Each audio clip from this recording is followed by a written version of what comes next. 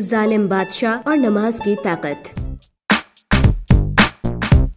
एक दफा का जिक्र है कि शहर ईरान में एक लकड़हारा रहता था जो बहुत गरीब था। वो लकड़ियाँ बेचकर अपना और अपने बाल बच्चों का गुजारा किया करता था। लकड़हारे की 3 लड़कियाँ थीं जिनसे वो बेपनाह मोहब्बत करता। एक दफा ईरान में शदीद तहत साली आई जिससे लकड़हारा और उसकी बीवी मौत का निशाना बने, जबकि लकड़हारे की तीनों लड़कियाँ बेबसी और लाचारी का शिकार थीं। शदीद भूख की वजह से तीनों बहनें हाथ फैलाने पर मजबूर हो गयीं। एक दिन मिस्र का बादशाह ईरान के दौरे पर आया। तीनों लड़कियों की हालत जार मिस्र के बादशाह के कान में पड़ी। बादशाह बहुत जालिम था। उसने अपनी जेब से भारी रकम निकालकर दोनों लड़कियों को दी और तीसरी लड़की को लेकर मिस्र के लिए रवाना हुआ। बाकी दोनों कुछ न कर सकी। महल पहुँचते ही बादशाह ने लड़की को लेकर एक कमरे में कैद कर लिया। बादशाह लड़की पर बहुत जुल्म करता और उससे हर काम करवाता। लड़की बादशाह के हर काम करती और काम खत्म करने के बाद नमाज के लिए चली जाती। हर नमाज के बाद खुदा से दुआ करती कि इस जालिम बादशाह से उसे निजात मिल जाए। एक दिन लड़की सारे काम खत्म करने के बाद नमाज के लिए बैठी और रोते हुए दुआ मांगने लगी। बादशाह रोने की आवाज सुनकर अपने कमरे से बाहर निकला और देखने लगा कि लड़की शदीद रोते हुए खुदा से दुआ मांग रही है, तो अपने कमरे की तरफ चला गया। जब सुबह बेदार हुआ तो लड़की को बुलाया। लड़की बादशाह की खिदमत में पेश हुई और बादशाह लड़की से कहने लगा कि आज तुम आजाद हो,